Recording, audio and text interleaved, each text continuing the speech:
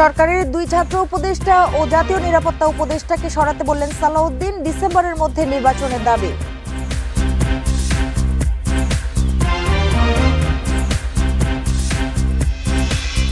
ঢাকা দক্ষিণ সিটির নগর ভবনের সব গেটে তালা লাগিয়ে ইশরাক হোসেনের সমর্থকদের বিক্ষোভ। মেয়রের দ্রুত শপথ পড়ানোর দাবি।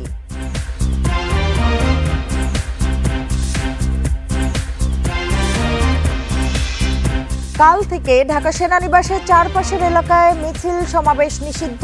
নাশকতা ও বিশৃঙ্খলার অভিযোগে এক সৈনিক গ্রেপ্তার।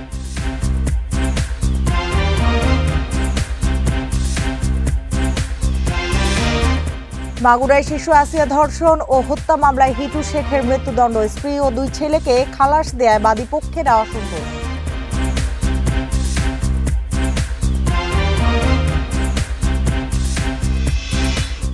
এনবিআর বিলুপ্তির প্রতিবাদে তৃতীয় দিনে কলম বিরতি। রাজস্ব খাতের কার্যক্রমে অচলাবস্থা। রোববারও কর্মসূচি চলবে।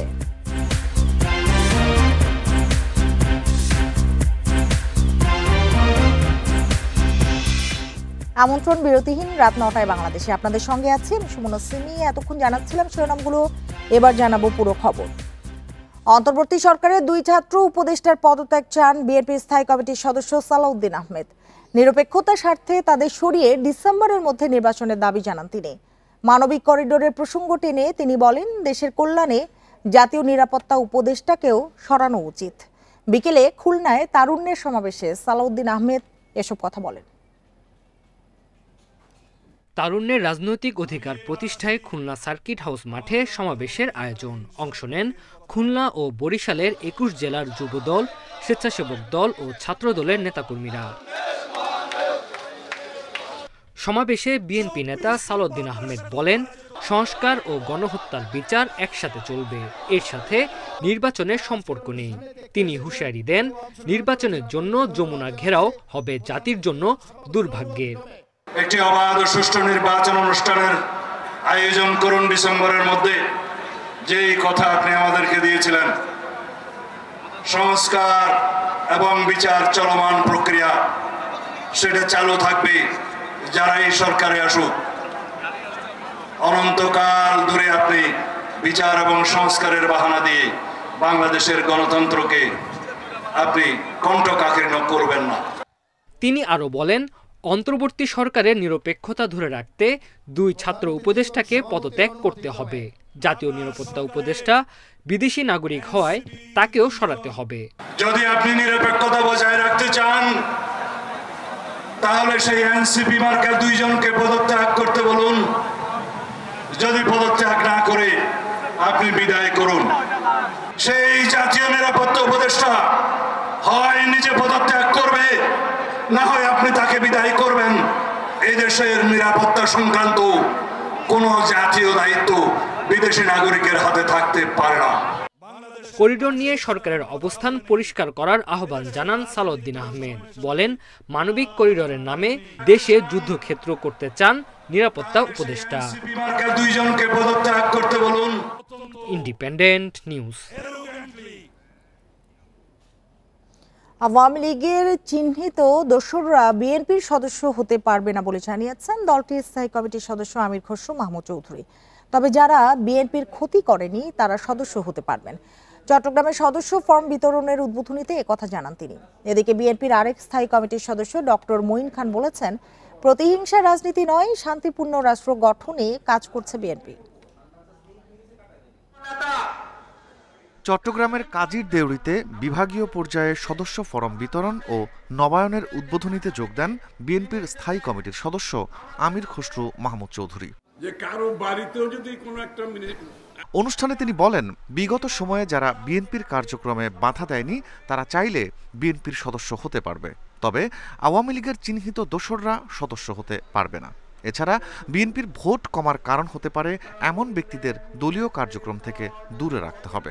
রাজনৈতিকভাবে অস্থিরতা সৃষ্টি করে নাই, বিএনপির কার্যক্রমকে প্রতিহত করার চেষ্টা করে নাই, বাধাগ্রস্ত করতে চেষ্টা করে নাই, বিএনপির নেতা কর্মীদেরকে হয়রানির শিকার করে নাই, তাদের হতে বাধা নাই।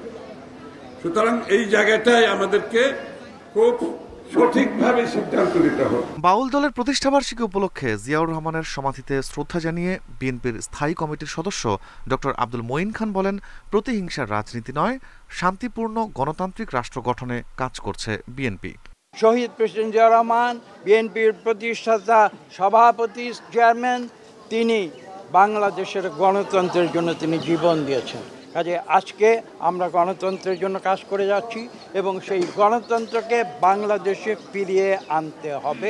জাতীয় প্রেস ক্লাবে জাতীয়তাবাদী তরুণ দলের আলোচনা সভায় বিএনপি চেয়ারপারসনের উপদেষ্টা জয়নাল আবদিন ফারুক বলেন, দ্রুত গ্রহণযোগ্য নির্বাচনের রোডম্যাপ না দিলে জনগণের রোষানলে পড়বে সরকার। যারা নির্বাচনের বিরোধিতা করেন, যারা উপজেলা নির্বাচন চান, যারা ইউনিয়ন কাউন্সিলের নির্বাচন চান, যারা মেম্বারের নির্বাচন চান, যারা পৌরসভা নির্বাচন চান, যারা জেলা পরিষদের নির্বাচন চান, বাংলাদেশের মানুষ চায় আগে একটি সংসদ, এমন একটি জনপ্রিয় দল ক্ষমতায় বসুক, সরকার গঠন করুক। দেশে গণতন্ত্র ফিরিয়ে আনতে সুষ্ঠু ও গ্রহণযোগ্য নির্বাচনের বিকল্প নেই বলেও মন্তব্য করেন বিএনপি নেতারা। আমরা গণতন্ত্রের পার্টি, আমরা ভোটের party. Rifat Alam, independent News. রাজধানীর লেকশোর হোটেলে জাতীয়তাবাদী গণতান্ত্রিক আন্দোলন এনডিএম এর ৮ম প্রতিষ্ঠা বার্ষিকীর অনুষ্ঠানে লন্ডন থেকে ভার্চুয়ালি যুক্ত হয়ে বক্তব্য রাখছেন বিএনপির ভারপ্রাপ্ত চেয়ারম্যান তারেক রহমান। আমরা সরাসরি চলে যাচ্ছি সেখানে। স্থিতিশীলতা এবং স্থিতিশীল একটি সরকার অত্যন্ত গুরুত্বপূর্ণ। এই বিষয়ে এখানে উপস্থিত সম্মানিত সভাপতি সহ উপস্থিত অতিথিবৃন্দ কেউ দ্বিমত পোষণ করবেন না, আমি দৃঢ়ভাবে বিশ্বাস করি। সুতরাং শুধু জনগণের রাজনৈতিক ক্ষমতায়ন কিংবা জনগণের ভোট প্রয়োগের অধিকার প্রতিষ্ঠার জন্যই নয়, বরং একই সাথে দেশের অর্থনৈতিক উন্নয়নের জন্য দেশি বিদেশি বিনিয়োগ পরিবেশ নিশ্চিত করার জন্য জনগণের ভোটে নির্বাচিত জনগণের কাছে জবাবদিহিমূলক সরকার প্রতিষ্ঠা অত্যন্ত জরুরি। প্রিয় রাজনৈতিক সহকর্মীবৃন্দ, নানা রকম আলোচনা সমালোচনা থাকলেও গণতান্ত্রিক বিশ্বে কিন্তু শেষ পর্যন্ত রাজনীতিবিদরাই রাষ্ট্র পরিচালনা করেন। জনগণকে সঙ্গে নিয়ে, জনগণের সঙ্গে থেকে রাজনীতিবিদ এবং রাজনৈতিক দলগুলো রাষ্ট্র পরিচালনার দায়িত্ব পালনের জন্য নিজেদেরকে প্রস্তুত করে থাকেন। এটি গণতান্ত্রিক বিশ্বের রীতি। সরকার কিন্তু কোনো একটি এলিট ক্লাব কিংবা কর্পোরেট প্রতিষ্ঠান নয়। সরকার অবশ্যই একটি রাজনৈতিক প্রতিষ্ঠান। এই রাজনৈতিক প্রতিষ্ঠানটির সঙ্গে দেশের প্রতিটি নাগরিকের সরাসরি অংশগ্রহণ নিশ্চিত থাকতে হবে। গণতান্ত্রিক রাজনৈতিক সংস্কৃতি এবং ব্যবস্থাকে উপেক্ষা করে যদি বিরাজনীতিকরণকে উৎসাহিত করা হয়, তাহলে হয়তোবা কোনো ব্যক্তি বিশেষ লাভবান হলেও হতে পারেন, কিন্তু শেষ পর্যন্ত রাষ্ট্র, গণতন্ত্র এবং গণতান্ত্রিকামী জনগণই ক্ষতিগ্রস্ত হয়। প্রিয় রাজনৈতিক সহকর্মীবৃন্দ, একটি রাজনৈতিক দল রাষ্ট্র পরিচালনার জন্য ধীরে ধীরে কিভাবে নিজেদেরকে প্রস্তুত করে থাকেন, এর একটি ছোট্ট উদাহরণ আপনাদের সামনে আমি তুলে ধরে আমার বক্তব্যকে শেষ করে আনতে চাই। আমরা সকলেই জানি, পতিত পরাজিত পলাতক স্বৈরাচার লুটপাট, দুর্নীতি আর টাকা পাচার করে দেশের ব্যাংকিং খাতকে বলা যায় প্রায় ধ্বংস করে ফেলেছিল। এই ব্যাংকিং খাতকে সংস্কার করার জন্য এনডিএম 22 দফা সুপারিশমালা প্রস্তুত করেছে। এর মধ্যে 9টি দফা অগ্রাধিকার ভিত্তিক সুপারিশ।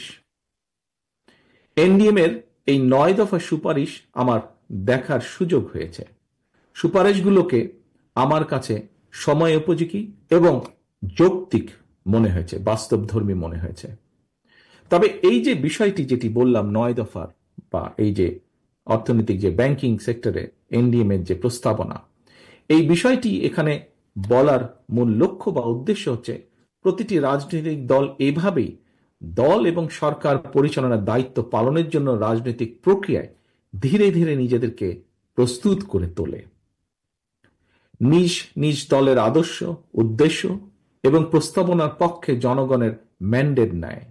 জনগণের ম্যান্ডেট পেলে রাষ্ট্র এবং সরকার পরিচালনার দায়িত্ব পালন করে।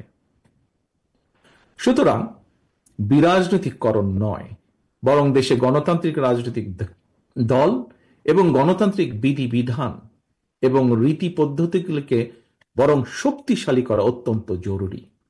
দেশের সাংবিধানিক প্রতিষ্ঠানগুলোকে শক্তিশালী করা অবশ্যই অত্যন্ত প্রয়োজন এবং এজন্য প্রয়োজন গণতান্ত্রিক চর্চা। অন্তর্বর্তীকালীন সরকারের প্রতি আবারও আহ্বান জানিয়ে বলবো, পরিস্থিতি অযথা ঘোলাটে না করে জাতীয় নির্বাচনের সুস্পষ্ট তারিখ ঘোষণা করুন। জনগণের ভোটে জনগণের কাছে দায়বদ্ধ সরকার প্রতিষ্ঠা করা না গেলে পতিত পলাতক স্বৈরাচারকে মোকাবেলা করা সহজ হবে না। লোভ লাভের প্রলোভন থেকে মুক্ত থেকে অন্তর্বর্তীকালীন সরকার অচিরেই জাতীয় নির্বাচনের তারিখ ঘোষণা করে বাংলাদেশে জনগণের অধিকার প্রতিষ্ঠার দায়িত্ব পালন করবে এই প্রত্যাশা রেখে এবং একই সাথে আবারও এনডিএম এর 8ম প্রতিষ্ঠা বার্ষিকীর এই দিনে আপনাদের সকলের এবং এনডিএম এর রাজনৈতিক সাফল্য কামনা করে আমার বক্তব্য শেষ করছি। সকলকে ধন্যবাদ। আল্লাহ হাফেজ। বাংলাদেশ জিন্দাবাদ।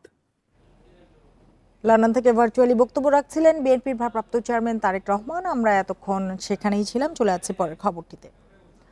ঢাকা দক্ষিণ সিটির নগর ভবনের সব গেটে তালা লাগিয়ে দিয়েছে ঢাকাবাসীর ব্যানারে বিএনপি নেতা ইশরাক হোসেনের সমর্থকেরা। ফলে দিনভর ব্যাহত হয় সেবা। সকাল 9টার দিকে ঢাকাবাসীর ব্যানারে শুরু হওয়া লং মার্চের কর্মসূচির মধ্যে সন্ধ্যায় সংবাদ সম্মেলনে আসেন ইশরাক হোসেন। বলেন তাকে দ্রুত শপথ পড়ানোর কথা।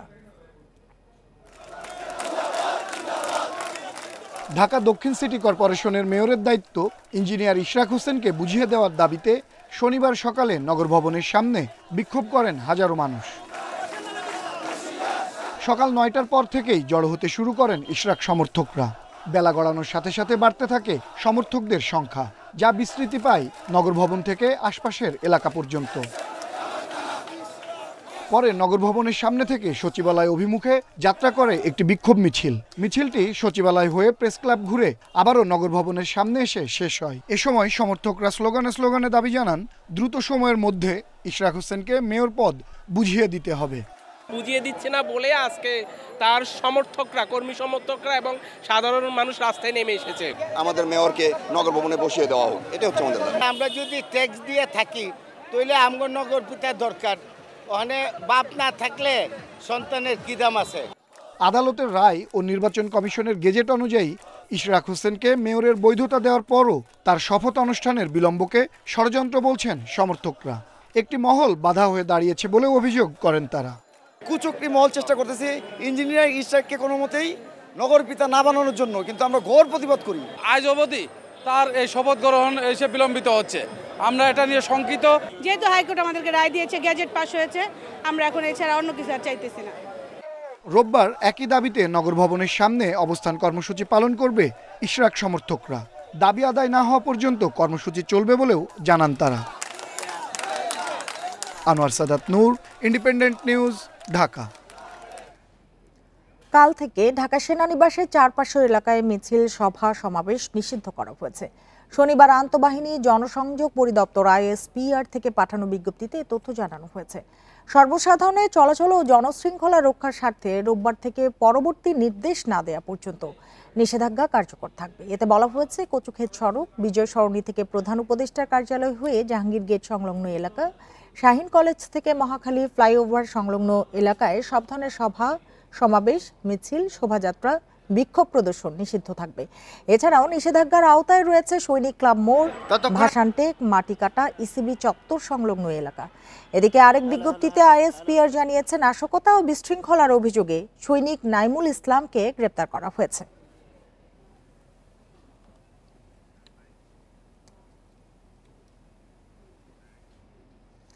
এক মাসের মধ্যে নতুন বিশ্ববিদ্যালয়ের অধ্যাদেশ ও রোববারের মধ্যে অন্তর্বর্তী প্রশাসন গঠনের প্রজ্ঞাপন জারি সহ 5 দফা দাবি জানিয়েছেন রাজধানীর 7 কলেজের শিক্ষার্থীরা। বিকেলে ইডেন কলেজে এক সম্মেলনে শিক্ষার্থীরা এই কথা জানান। দাবি আদায় না হলে 19 মে থেকে মাঠে নামার হুঁশিয়ারি দেন তারা। তবে সড়ক অবরোধ করে জনদুর্ভোগ সৃষ্টি না করে সরকারি মন্ত্রণালয় ঘেরাওয়ের কথা জানিয়েছেন। বলেন, শিক্ষার্থীদের দীর্ঘ আন্দোলনের ফলে ইউজিসি ঢাকা কেন্দ্রীয় বিশ্ববিদ্যালয় নামে নতুন বিশ্ববিদ্যালয়ের প্রস্তাব দিয়েছে, কিন্তু অধিভুক্তি বাতিলের পর এখনো অন্তর্বর্তী প্রশাসনের প্রজ্ঞাপন জারি হয়নি। আগামী 5 কার্যদিবসের মধ্যে ঢাকা কেন্দ্রীয় বিশ্ববিদ্যালয়ের রূপরেখা এবং লোগো প্রকাশের দাবিও জানান শিক্ষার্থীরা। আমাদের দাবি বিবেচনা করে আসছেন। অন্তর্বর্তী প্রশাসনের প্রজ্ঞাপন ও অধ্যাদেশ জারি না হওয়ায় বিশ্ববিদ্যালয়ের স্বতন্ত্র প্রশাসনিক কাঠামো, একাডেমিক কার্যক্রম, পরীক্ষা সহ সবকিছুতেই আমাদের এখন ঢাকা বিশ্ববিদ্যালয়ের উপর নির্ভর করতে হচ্ছে। আমরা মনে করি এটি একটি স্বায়ত্তশাসিত বিশ্ববিদ্যালয় প্রতিষ্ঠার উদ্দেশ্যকে বাধাগ্রস্ত করছে। রোববারের মধ্যে অন্তর্বর্তীকালীন প্রশাসন গঠনের প্রজ্ঞাপন জারি করতে হবে। 7 দিনের মধ্যে ঢাবির শিক্ষার্থী সাম্য হত্যার রহস্য উদ্ঘাটন করা হবে বলে জানান ডিএমপি কমিশনার। বলেন, দ্রুত বিচারের জন্য বিশেষ ট্রাইব্যুনালে তথ্য দেবে পুলিশ। আর ঢাকা বিশ্ববিদ্যালয় কর্তৃপক্ষ বলছে সোমবারের মধ্যে প্রতিবেদন জমা দেবে তদন্ত কমিটি। শনিবার বিকেলে বিশ্ববিদ্যালয় প্রশাসন ও ডিএমপি কমিশনারের বৈঠক শেষে এসব তথ্য দেন তারা। গত মঙ্গলবার সোহরাওয়ার্দী উদ্যানে ছুরিকাঘাতে নিহত হন শাহরিয়ার আলম সাম্য। এ পরিস্থিতিতে তদন্তের অগ্রগতি ও ক্যাম্পাসের নিরাপত্তা নিয়ে জরুরি বৈঠকে বসে বিশ্ববিদ্যালয় প্রশাসন। অংশ নেন উপাচার্য ও ডিএমপি কমিশনার সহ দায়িত্বশীলরা। বৈঠকে ডিএমপি কমিশনার বলেন, সাম্য হত্যার তদন্তে দ্রুত কাজ করছে পুলিশ। 7 দিনের মধ্যে দেয়া হবে প্রতিবেদন। তদন্তের স্বার্থে আমরা অনেক কথাই বলতে পারতেছি না, তবে মনে করতেছি যে 1 সপ্তাহের মধ্যে এটা উদ্ঘাটিত হবে। দ্রুততম সময়ে বিচারের জন্য বিশেষ ট্রাইব্যুনালে আমরা এটা পাঠায়ে দ্রুততম সময়ের মধ্যে বিচার করে সর্বোচ্চ শাস্তির ব্যবস্থা গ্রহণের জন্য সকল ব্যবস্থা নেব। দ্রুত বিচারের লক্ষ্যে সর্বোচ্চ চেষ্টা করা হচ্ছে বলে জানান উপাচার্য। সাম্য হত্যা নিয়ে স্বরাষ্ট্র উপদেষ্টার সঙ্গেও বিশেষ সভার আয়োজন করা হয়েছে। বিশ্ববিদ্যালয় প্রশাসনের তরফ থেকে টিএসসি সংলগ্ন যে সিসিটিভি ফুটেজ, সেটি আমরা ইতিমধ্যেই আইনশৃঙ্খলা রক্ষাকারী বাহিনীর কাছে আমরা সরবরাহ করেছি। সম্মানিত ডিন কলা অনুষদের নেতৃত্বে আমরা একটি শক্তিশালী 7 সদস্য বিশিষ্ট কমিটি করে দিয়েছি, তারা পূর্ণোদ্যমে কাজ করছেন। বিশ্ববিদ্যালয় বহিরাগতের আনাগোনা কমানো ও ক্যাম্পাসের জন্য আলাদা পুলিশিং নিয়ে আলোচনা চলছে বলে জানায় কর্তৃপক্ষ। কাজ করে যাচ্ছি আমাদের। Nahid Kamal, independent news, Dhaka. মাগুরায় আলোচিত শিশু আসিয়া ধর্ষণ ও হত্যা মামলার প্রধান আসামি হিটু শেখকে মৃত্যুদণ্ড দিয়েছে আদালত। তবে তার ছেলে সজীব, রাতুল শেখ ও স্ত্রী জাহিদাকে খালাস দেওয়া হয়েছে। এ কারণে অসন্তোষ জানিয়েছে আসিয়ার পরিবার। রায়ের কপি পর্যালোচনার পরে আপিলের বিষয়ে সিদ্ধান্ত নেওয়া হবে বলে জানিয়েছেন আইনজীবীরা। মাত্র 14 কার্য দিবসে ঘোষণা করা হলো এই মামলার রায়। মাগুরায় বোনের শ্বশুরবাড়িতে বেড়াতে গিয়ে গত 5 মার্চ ধর্ষণের শিকার হয় 8 বছরের শিশু আসিয়া। 7 দিন পর ঢাকার সম্মিলিত সামরিক হাসপাতালে মৃত্যু হয় তার। দ্রুত বিচার দাবিতে দেশজুড়ে শুরু হয় বিক্ষোভ। এই ঘটনায় ধর্ষণ ও হত্যা মামলার রায় ঘোষণা হলো শনিবার। এর আগে সকাল 9:30টার দিকে 4 আসামিকে আদালতে নেওয়া হয়। এর পরপরই রায় ঘোষণা করেন জেলার নারী ও শিশু নির্যাতন দমন ট্রাইব্যুনালের বিচারক এম জাহিদ হাসান। প্রধান আসামি হিটু শেখকে মৃত্যুদণ্ড এবং 1 লাখ টাকা জরিমানা করেছে আদালত। অভিযোগ প্রমাণ না হওয়ায় খালাস পেয়েছেন 3 আসামি। এতে অসন্তোষ জানিয়েছেন মামলার বাদী আসিয়ার মা। কিসের কোশনে ওরা 3টাই তো ছাড়া পেয়ে গেছে, ওরা 3টাই তো জানতো বড় মেয়েটার হুমকিতে মারধর করেছে, প্রচুর মানা মারিছে, তো খুশি হবো কি করে। রাষ্ট্রপক্ষের আইনজীবীরা বলেন, প্রধান আসামি হিটু শেখের মৃত্যুদণ্ডের রায়ের মাধ্যমে স্বাধীন বিচার ব্যবস্থার বহিঃপ্রকাশ ঘটেছে। আসামি খালাসের বিষয়ে রায়ের কপি পর্যালোচনার পর উচ্চ আদালতে আপিলের সিদ্ধান্ত নেওয়া হবে। প্রধান আসামি হিটু শেখকে মৃত্যুদণ্ডের ঘোষণা দিয়েছেন এবং অন্যান্য আসামিদেরকে খালাস করেছেন। এটি হচ্ছে স্বাধীন বিচার ব্যবস্থার বহিঃপ্রকাশ। বিজ্ঞ বিচারিক আদালত অ্যাকুইট বা খালাস করেছেন, সেই রায়ের কপি সংগ্রহ করে সেটাকে পর্যালোচনা করে সংশ্লিষ্ট কর্তৃপক্ষের সাথে পরামর্শ করে তাদের দ্বারা ইনস্ট্রাক্টেড হলে পরবর্তীতে এই আইনের সেকশন 28 অনুযায়ী উচ্চ আদালতে নির্ধারিত বিধিবদ্ধ সময়ের মধ্যে তখন আপিল দায়ের করার সুযোগ রয়েছে। এদিকে রায়ে 3 জন খালাস পাওয়ায় সন্তোষ জানান আসামি পক্ষের আইনজীবী। আমি এই রায়ের প্রতি সন্তুষ্ট, যেহেতু আমার 3 জন আসামি খালাস পেয়েছে এবং 1 নম্বর আসামি হিটু শেখের ফাঁসি হয়েছে, সে যদি উচ্চতর আদালতে যেতে চায় যেতে পারে। গত ১৩ মে মামলার যুক্তিতর্ক উপস্থাপন শেষে নারী ও শিশু নির্যাতন দমন ট্রাইব্যুনালের বিচারক রায়ের এই দিন ঠিক করেন। Independent news. 3 দিন কলম বিরতির পর কর্মসূচি আরও একদিন বাড়িয়েছে এনবিআর সংস্কার ঐক্য পরিষদ। রোববার সকাল 9টা থেকে বিকেল 3টা পর্যন্ত আবারও কলম বিরতির ঘোষণা সংগঠনটির। শনিবার এক সংবাদ সম্মেলনে এ ঘোষণা দেওয়া হয়। একই সাথে সংকট সমাধানে প্রধান উপদেষ্টার নির্দেশনায় কমিটি গঠন করা হলে আলোচনায় বসতে প্রস্তুত বলেও জানান তারা।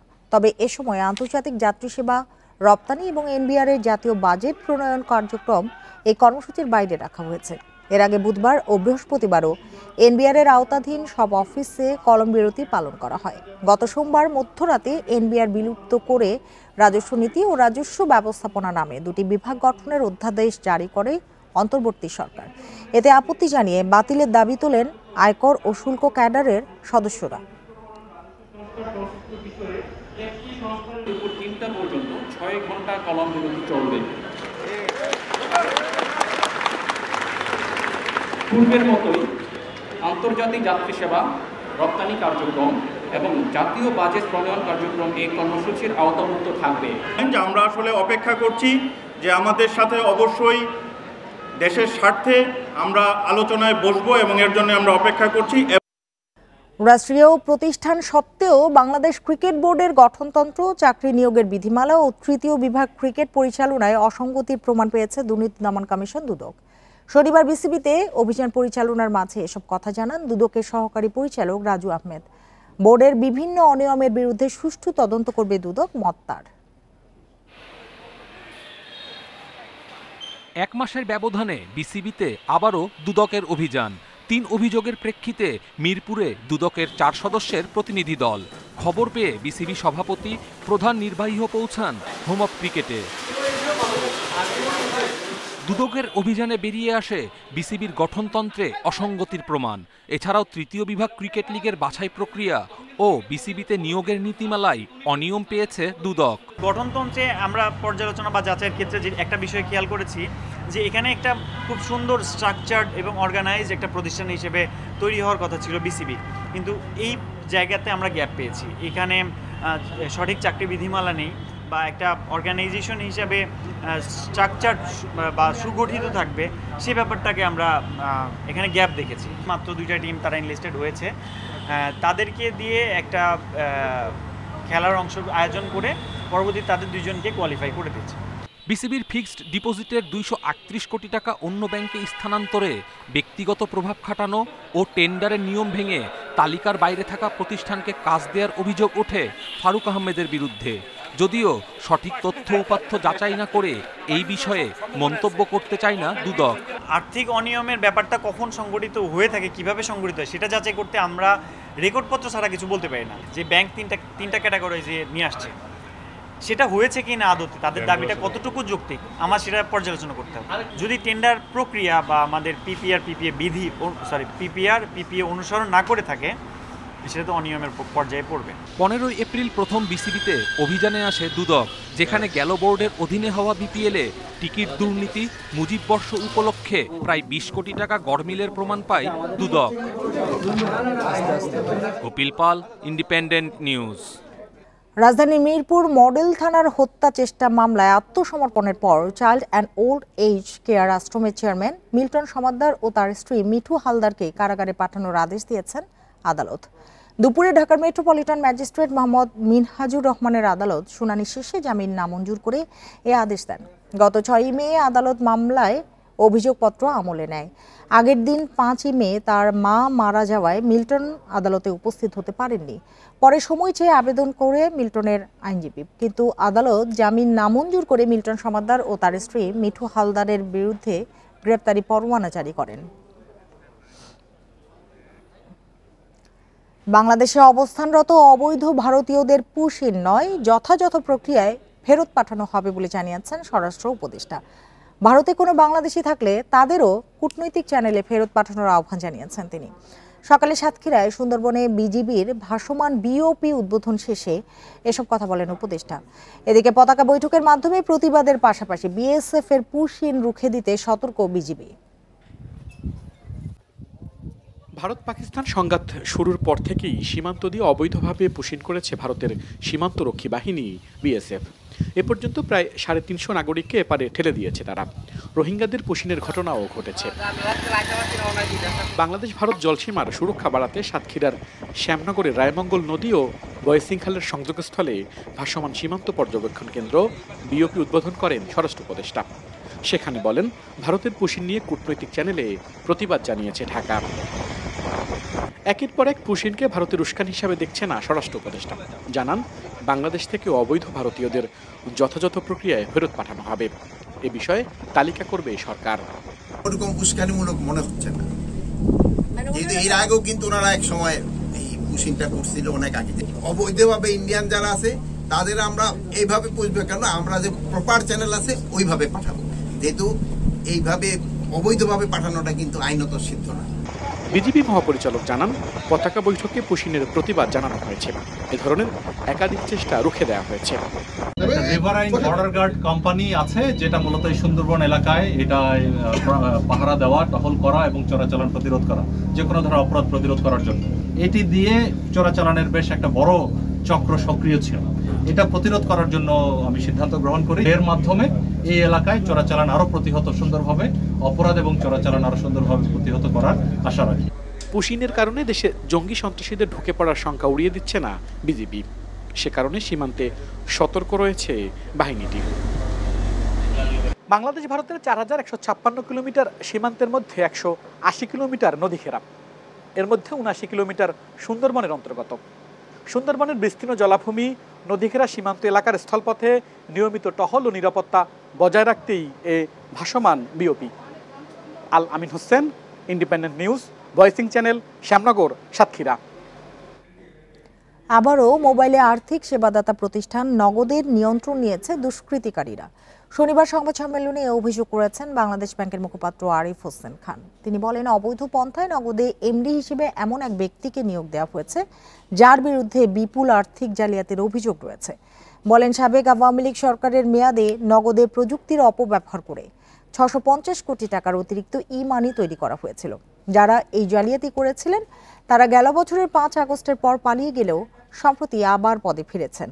গ্রাহকরা যাতে আর্থিক ক্ষতির মুখে না পড়েন সেজন্য বাংলাদেশ ব্যাংক দায়িত্ব নিয়েছিল।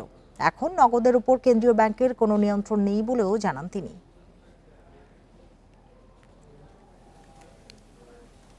আমরাও অত্যন্ত আশঙ্কিত যে এই 4-5 দিনের মধ্যেও একই ধরনের বা অভিনব কোনো জালিয়াতিও হয়ে গেলে সেটাকে হওয়ার যথেষ্ট আশঙ্কা রয়েছে। উনি একটি জালিয়াতি মামলার 4 নম্বর আসামি।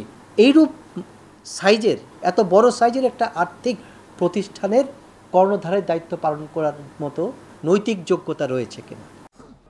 আর এই ছিল এখনকার সংবাদে। ইন্ডিপেন্ডেন্ট টেলিভিশনের সব খবরের আরও বিস্তারিত জানতে চোখ রাখুন ফেসবুক, ইউটিউব এবং এক্সে। ধন্যবাদ সবাইকে এতক্ষণ সাথে থাকার জন্য।